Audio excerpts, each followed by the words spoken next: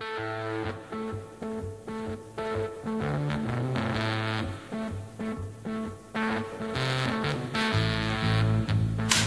foregrip, as you can see, is very short. It comes with two rails. It has one small rail you can see here on the right hand side, and it has a bottom rail. It has no rail on the left hand side of the weapon. The battery is stored in the top part of this receiver, and you can literally get at it in seconds. The way you do that is, this is a fake screw on the front of the lower part of the receiver. You literally push it out, pin comes out, slide the lower part back and lift the top part off. It actually takes longer to say how to do it than to actually do it. With that off, this is where the battery goes.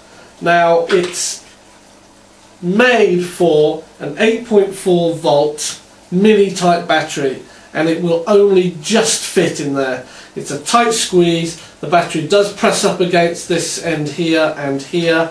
It sits in very snugly.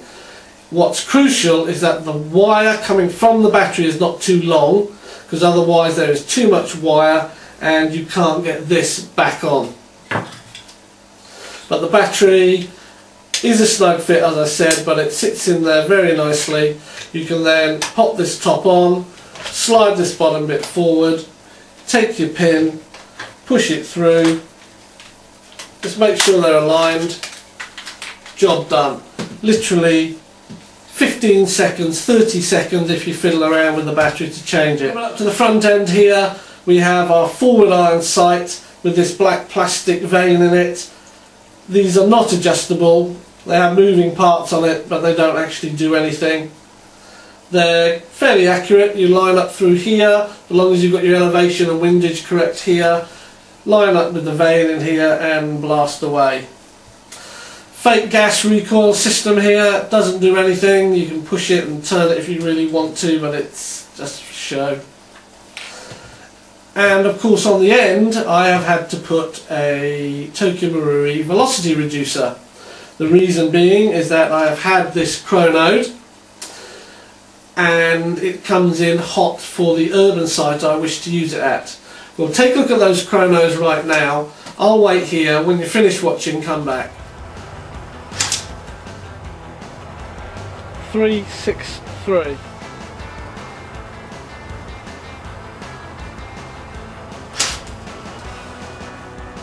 359.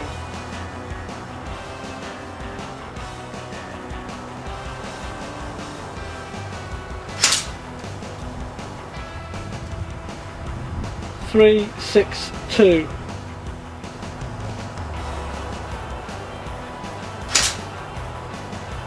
365. So, as you can see by that chrono, it's a little bit hot for the urban assault site I use, which has a limit of 328. So I've had to test with different rings on the velocity reducer. I've concluded that this is the best one for urban assault, hence I've replaced the flash hider.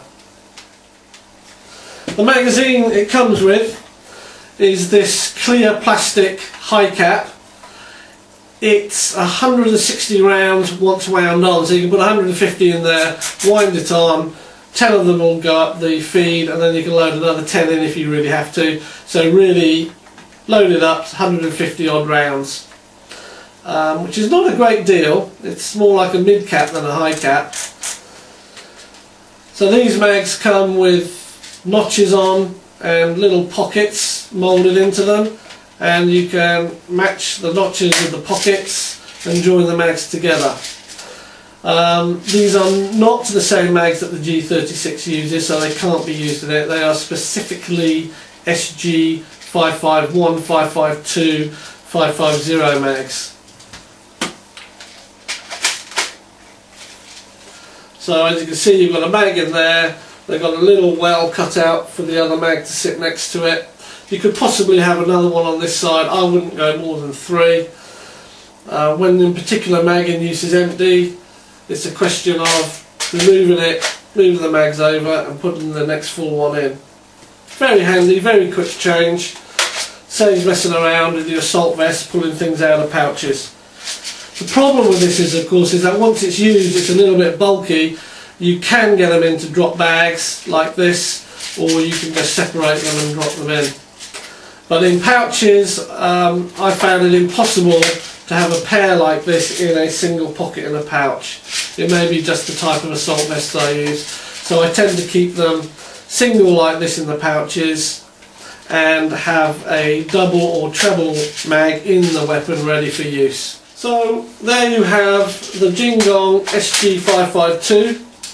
It is absolutely fantastic for urban assault where I play CQB. I don't usually do this, but I am going to recommend this. If you want to do CQB stuff and you want something that looks neat, good lines on it, feels right, it's just super.